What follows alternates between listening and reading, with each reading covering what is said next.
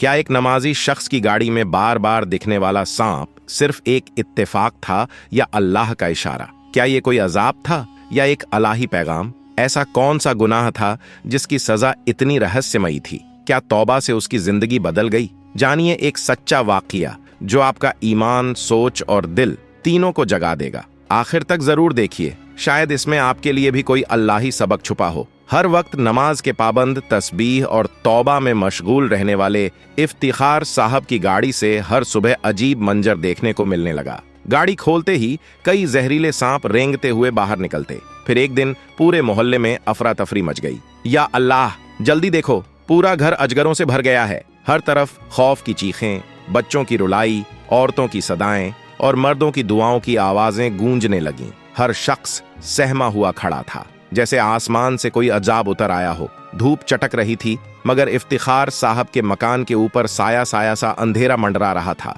घर की छतें, दीवारें, खिड़कियों की दरारें, यहाँ तक कि उनकी मशहूर गाड़ी भी, हर जगह जहरीले काले सांप रेंग रहे थे। वह घर जिसे लोग कभी खुदा की रहमत समझते थे, आज किसी कब्रिस्तान से कम नहीं लग रहा था। सबसे हैरतंगेज बात यह थी कि अंदर कमरे से किसी औरत की दिल दहला देने वाली चीखें सुनाई दे रही थीं। लोग कलमा पढ़ते हुए पीछे हट रहे थे और बार बार अल्लाह की पनाह मांग रहे थे। आखिर यह अजाब सिर्फ इफ्तिखार साहब के घर ही क्यों? कहानी यहीं से पलटती है। कुछ ही अरसा पहले इफ्तिखार साहब इस इलाके में तशरीफ लाए थे। इतने कम वक्त में वह पूरे मोहल्ले में अपनी नेक दिली और दरिया दिली की वजह से मशहूर हो गए थे। गरीबों की मदद करना, जरूरतमंदों को कर्ज देकर भूल जाना, मेहमानों की इज्जत करना, ये सब उनकी आदत में शामिल था। लोग कहते कि उनमें औलिया की सी सीरत है। उनके पास एक बड़ी सी गाड़ी थी जो वह किराए पर चलाया करते थे और उसी से उनकी रोटी रिज़्क का सिलसिला चलता था। उनका घर खुशहाली और बरकत का मिसाल समझा जाता था। मगर एक रात सब कुछ बदल गया। आसमान से रहमत की जगह कड़कती बिजली और गजब की आंधी उतर आई। बारिश इतनी तेज थी कि लोगों के मकान ढह गए, जानवर खो गए और कई लोग जख्मी हो गए। मगर अजीब बात यह थी कि इफ्तिखार साहब के घर को कोई नुकसान नहीं पहुंचा। वो उठे, वुजू करके शुक्राने की नमाज पढ़ी और जब इफ्तिखार साहब ने गाड़ी का दरवाजा खोला तो उनकी चीखें आसमान चीरती हुई बाहर निकलीं। या रब्बी, या अल्लाह रहम, ये लफ्ज उनके लबों से निकले और पास पड़ोस के लोग फौरन दौड़ते हुए आ पहुंचे। क्या हुआ इफ्तिखार साहब, आप इतनी जोर से क्यों चिल्ला रहे हैं? लोगों ने देखा कि उनका चेहरा जर्द पड़ चुका है, आंखें खौफ से खुली रह गई थीं और उनका जिस्म जैसे बेजान हो गया हो। उनका नजरें बस एक तक अपनी गाड़ी पर टिकी हुई थीं। उनकी बीवी जो अंदर से बाहर निकलीं, जब गाड़ी की तरफ बढ़ीं और अंदर झांका तो उनके होंठों से बेसाख्ता निकल पड़ा, अस्तगफिरुल्लाह। उनकी रूह तक कांप उठी। गाड़ी की हर सीट पर काले काले, बड़े और डरावने सांप रेंग रहे थे। उन्होंने फौरन इफ्तिखार साहब का हाथ पकड़ा और पीछे खींचते हुए कहा, आप इतनी नजदीक क्यों खड़े हैं? यह सांप आपको नुकसान पहुंचा सकते हैं। किसी को बुलाइए, कोई नेक अमल वाला हो जो हमारी मदद कर सके।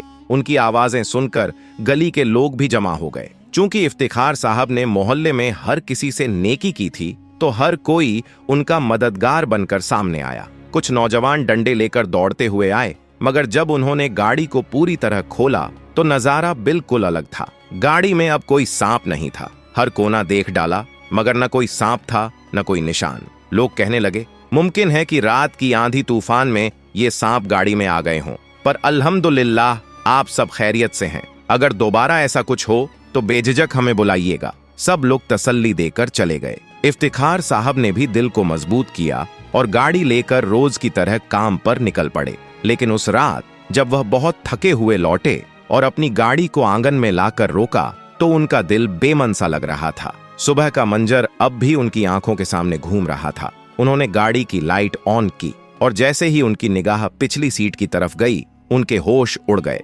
ला इलाहा इल्लल्लाह, वह बड़बड़ाए। एक भयानक सांप जो आम सांपों से कई गुना बड़ा था, गाड़ी की पिछली सीट पर जमे हुए था और सीधे इफ्तिखार साहब को घूर रहा था। ऐसा लगा जैसे वह किसी इंतकाम के इरादे से आया हो। इफ्तिखार साहब का जिस्म पसीने से तरबतर हो गया, पैर थरथराने लगे और जैसे उनकी रूह बाहर निकलने को हो। बड़ी मुश्किल से वह खुद को गाड़ी से बाहर घसीट पाए और फिर चिल्लाने लगे, या अल्लाह मदद, कोई है? दौड़ते हुए फिर लोग जमा हुए। उनकी बीवी ने हिम्मत करके झांक कर देखा और बोली, गाड़ी में तो कुछ भी नहीं है। मगर इफ्तिखार साहब की आंखों ने जो देखा था वह हकीकत थी या किसी अजाब की परछाई, अब ये तो वक्त ही बताएगा। मगर इस वाक़ये ने सबको झंझोड़ कर रख दिया था। क्या वाकई कोई गुनाह था जो इन अजाबों का सबब बन रहा था? इफ्तिखार साहब अब भी सहमे सहमे थे।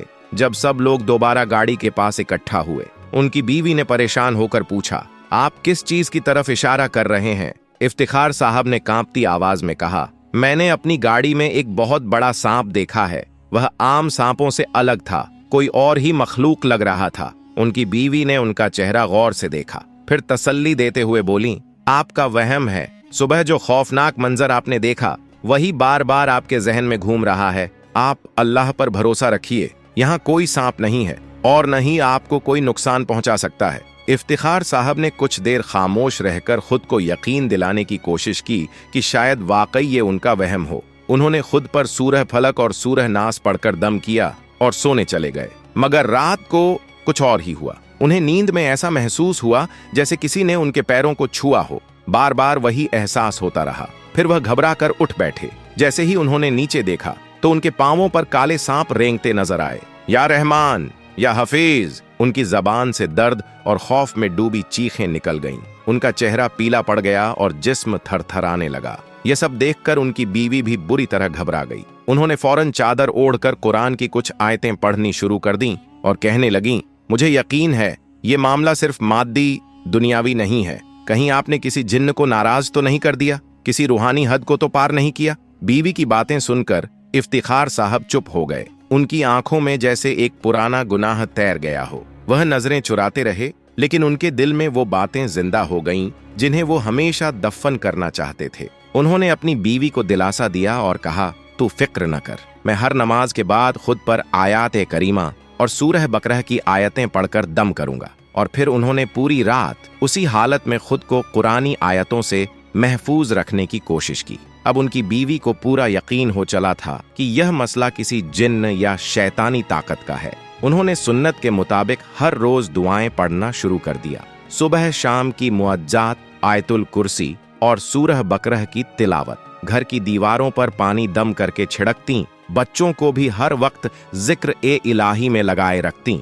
इफ्तिखार साहब पहले से ही नमाज और रोजे के पाबंद थे, मगर अब उन्होंने दुआओं और तिलावत को अपनी दिनचर्या में और ज्यादा शामिल कर लिया। एक दिन जब वह मस्जिद में जमात के साथ फज्र की नमाज पढ़ने पहुंचे तो इमाम साहब ने उन्हें दूर से देखकर ही महसूस कर लिया कि कुछ तो बेहद गलत है। उनका चेहरा बुझा हुआ था, आंखों में डर का साया साफ झलक रहा था। नमाज के बाद इमाम साहब, जो ना सिर्फ एक आलिम बल्कि एक रूहानी तबीयत के शख्स भी थे, ने उन्हें बुलाया और नर्म लहजे में पूछा, इफ्तिखार साहब, क्या कोई परेशानी है? मैं कई दिनों से आपके चेहरे पर एक बोझ महसूस कर रहा हूँ। इफ्तिखार साहब अब और चुप न रह सके।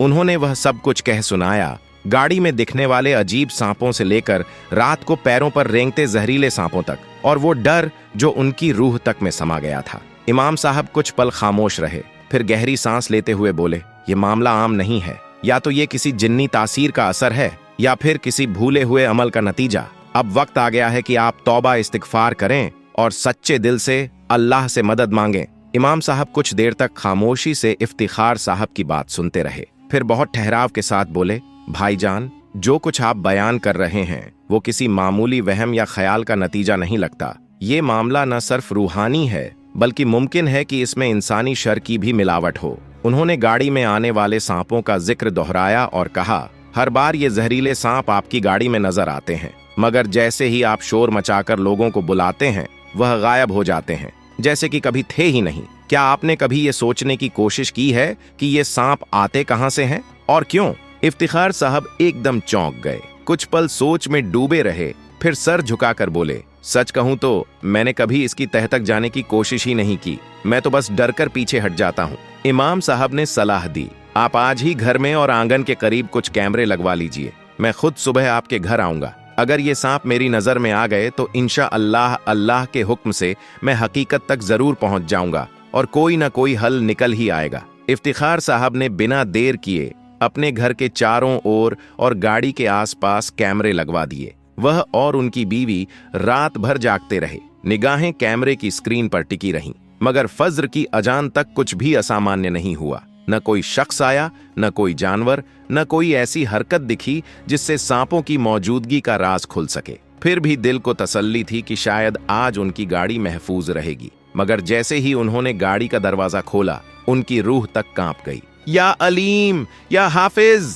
उनके होठों से बेसाख्ता निकला। आज तो हर रोज से कहीं ज्यादा सांप थे। और अजीब बात यह कि कैमरे में उनका दाखिल होना कहीं कैद नहीं हुआ था। कोई सुराख, कोई दरवाजा, कोई कोना, कुछ भी ऐसा न था जिससे ये सांप आए हों। अब सवालों की एक लंबी फहरिस्त उनके जहन में घूमने लगी। ये सांप आखिर क्या चाहते हैं? अगर ये मुझे नुकसान देना चाहते हैं तो अब तक किसी ने डंसा क्यों नहीं? क्या यह किसी किस्म का इशारा है, कोई अल्लाही इम्तिहान या किसी रूहानी तासीर का असर? उसी दौरान इमाम साहब भी वहां आ पहुंचे। उन्होंने गाड़ी को बहुत गौर से देखा, आसपास की जमीन, दीवारों, छत और टायरों तक का जायजा लिया। फिर उन्होंने धीमे लहजे में कहा, इफ्तिखार भाई, आज रात मैं एक खास वजीफा और रूहानी अमल करूंगा। ये मामला पर्दे में है, लेकिन अगर अल्लाह ने चाहा तो हक जरूर बेपर्दा होगा। मैं पूरी कोशिश कर रहा हूं कि इन सांपों की झलक मिल जाए, क्योंकि वही मेरे लिए इशारा बनेगा कि इनके पीछे कौन सी ताकतें हैं। मगर अभी तक मेरी आंखों ने उन्हें देखना गवारा नहीं किया।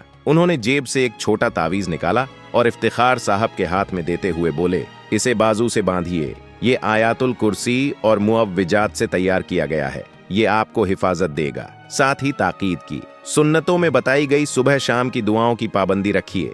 अपने घर का हर कोना रूहानी तौर पर महफूज कीजिए। वुजू की हालत में रहें, घर में कुरान की तिलावत होती रहे और खासकर सूरह बकरह की आवृत्ति जारी रखें। इफ्तिखार साहब ने सर झुकाकर कहा, इंशाअल्लाह मैं हर अमल करूंगा जो इस बला को दूर कर सके। अब मुझे भी यकीन होता जा रहा है कि ये सब कोई इत्तेफाक नहीं है, इसमें कुछ बहुत गहरा छुपा हुआ है। इफ्तिखार साहब के दिल में अब कुछ राहत थी। उन्हें उम्मीद थी कि इमाम साहब के जरिए अल्लाह ताला इस परेशानी का कोई हल जरूर निकाल देगा। लेकिन सुबह होते ही मामला और भी अजीब हो गया। आज खुद इफ्तिखार साहब की हालत बदली बदली थी। वो न तो मस्जिद के आम कामों में दिल लगा पा रहे थे, न ही गाड़ी बाहर ले जाने की हिम्मत जुटा सके। उनके अंदर भी एक किस्म का डर घर कर गया था। उन्होंने किसी और को गाड़ी चलाने को कहा, मगर वो आदमी झिझकते हुए बोला, इफ्तिखार साहब, मैं आपसे बहुत मोहब्बत करता हूँ।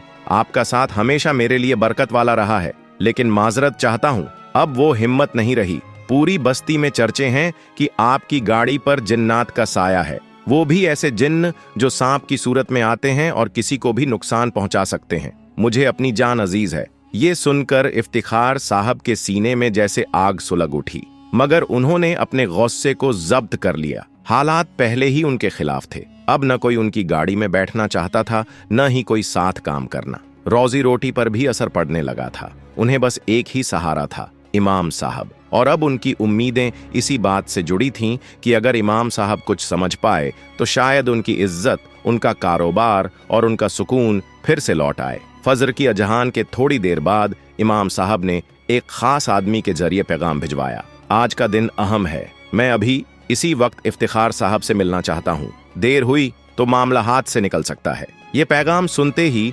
इफ्तिखार साहब और उनकी बीवी दोनों बेचैन हो उठे। बीवी ने कहा, मैं भी चलूंगी। इतने दिनों से जो कुछ हमारे साथ हो रहा है उसका जवाब अब मिलना ही चाहिए। जब दोनों इमाम साहब के पास पहुंचे तो उन्होंने एक नजर में हालात भांप लिए और कड़े लहजे में कहा, आपको अकेले आना चाहिए था। ये मामला सिर्फ आपके जाती अमल और आपके नफ्स से जुड़ा हुआ है। इसमें आपकी बीवी को शामिल करना मुनासिब नहीं। इफ्तिखार साहब थोड़े घबरा गए। उनका चेहरा फक पड़ गया। वो कभी नहीं सोच सकते थे कि इस तरह उनकी बीवी के सामने कोई बात आएगी जो उन्हें शर्मिंदा कर देगी। मगर उन्होंने सख्ती से जवाब दिया, मेरे और मेरी बीवी के दरमियान कोई पर्दा नहीं। जो भी बात होगी उसके सामने होगी। इमाम साहब कुछ देर खामोश रहे। फिर उन्होंने गहरी नजर से इफ्तिखार साहब को देखा और बोले, जो कुछ आपके साथ हो रहा है उसका रिश्ता किसी बाहरी ताकत से कम और आपके अंदरूनी हाल से ज्यादा है। ये अजाब नहीं बल्कि इलाही इशारा है। शायद आपने कोई ऐसा अमल किया है जो हक के खिलाफ था, या फिर किसी मजलूम का दिल दुखाया है। कोई ऐसा हक छीन लिया है जो आपको नहीं लेना चाहिए था। इमाम साहब के लफ्ज जैसे जैसे आगे बढ़ते गए, इफ्तिखार साहब का चेहरा और भी जर्द होता चला गया। उनकी आंखों में एक अजीब सी बेचैनी उभर आई थी, जैसे रूह के भीतर कोई राज तड़प रहा हो। उनकी बीवी भी हैरान थी। वो सोच रही थी, क्या वाकई कोई ऐसा गुनाह है जो उससे छिपा हुआ है? क्या वो माजरा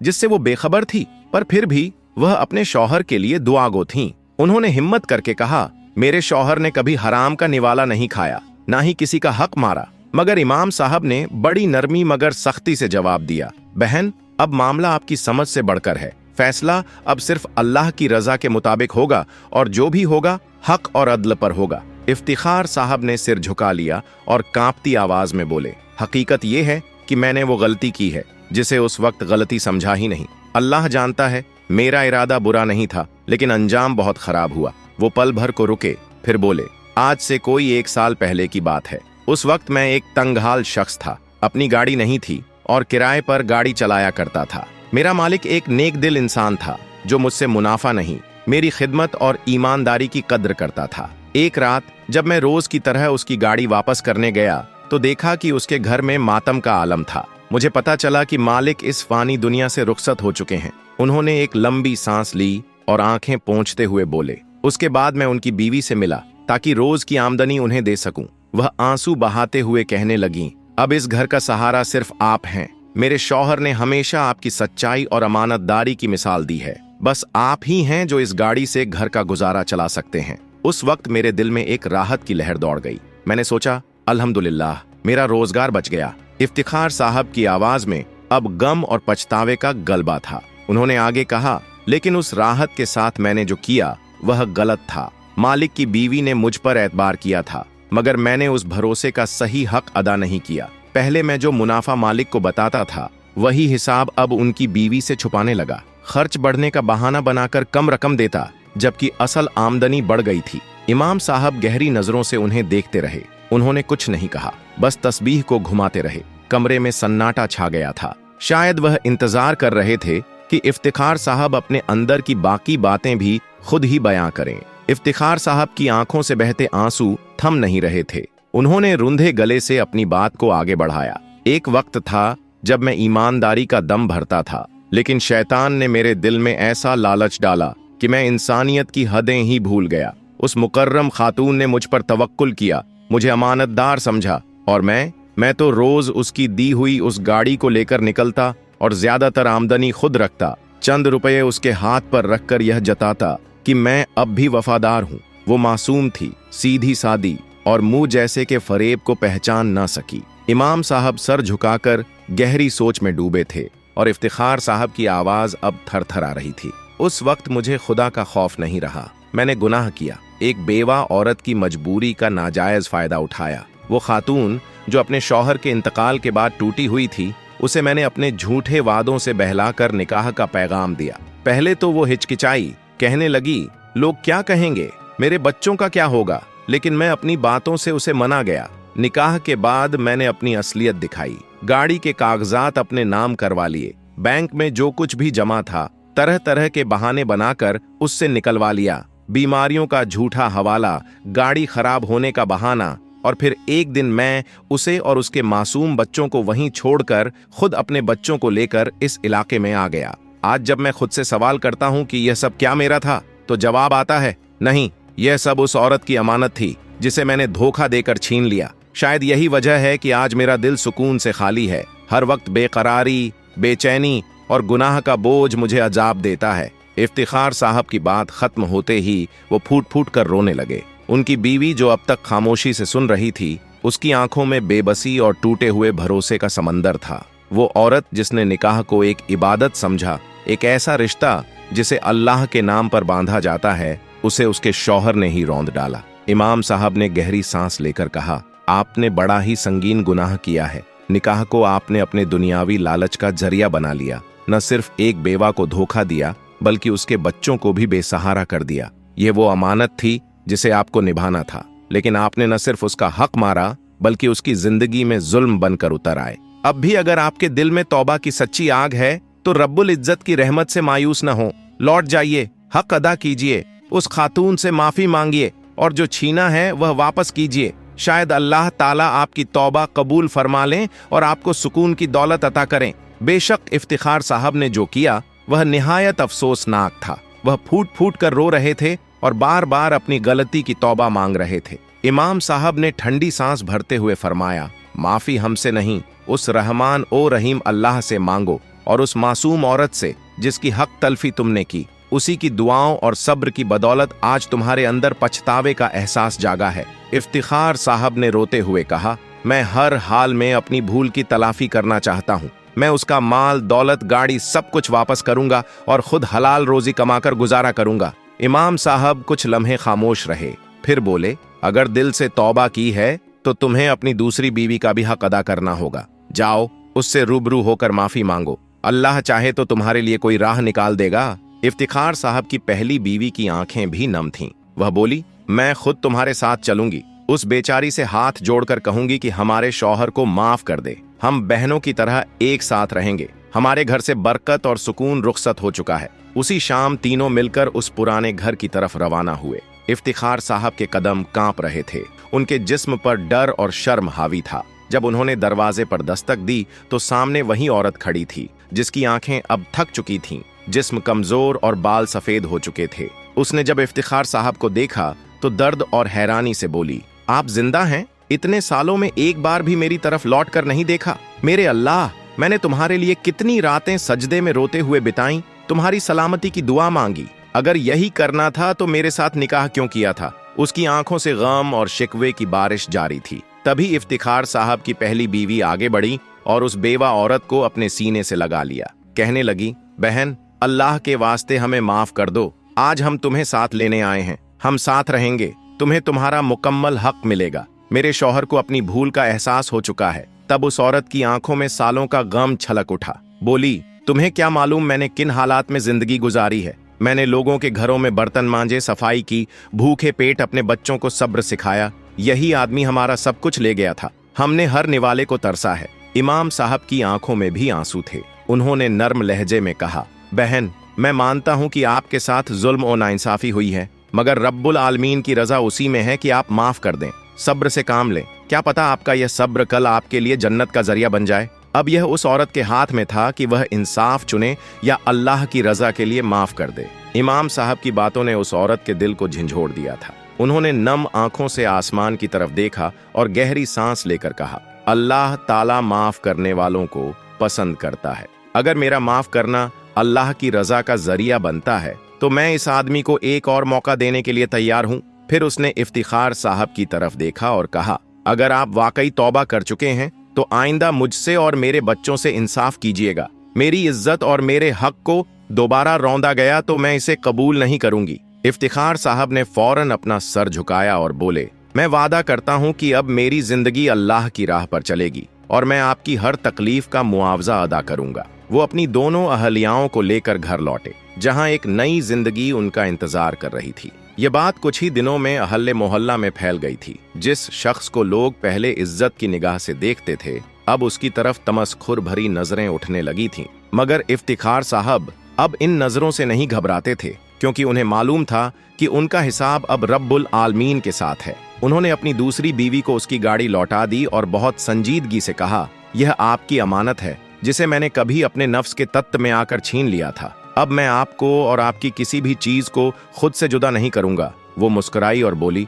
मैंने आपको दिल से माफ किया। मेरी मोहब्बत भी अल्लाह की खातिर है और मुआफी भी। बस मुझे फिर कभी अकेला मत छोड़ना। इफ्तिखार साहब की आंखें भर आईं। उन्होंने आसमान की जानिब देखा और कहा, या रब, तेरा लाख लाख शुक्र है कि तूने मुझे गुमराही के अंधेरे से निकालकर हिदायत की रोशनी अता की। अब वह दोनों अहलियाओं के साथ इस तरह रहते थे कि किसी के दिल में रत्ती भर भी कमी का एहसास न होता, न बच्चों में तफरीक, न जज्बातों में बेइंसाफी। और सबसे अजीब बात, वह पुरअसरार सांप जो अक्सर उनकी गाड़ी में दिखाई देता था, उस दिन के बाद से कभी नजर नहीं आया। न उसकी फुफकार, न उसकी सरसराहट। इफ्तिखार साहब समझ चुके थे कि यह कोई मामूली वाकया नहीं था, बल्कि यह अल्लाह की तरफ से एक इशारा था, एक मौका जिसमें उन्हें अपने गुनाहों पर तौबा करने और सही राह पर लौट आने का मौका मिला। अब वह हर नमाज में शुक्र अदा करते थे कि या अल्लाह, अगर तूने मुझे न रोका होता तो मैं नफ्स की पैरवी करते हुए जहन्नुम का मुसाफिर बन जाता,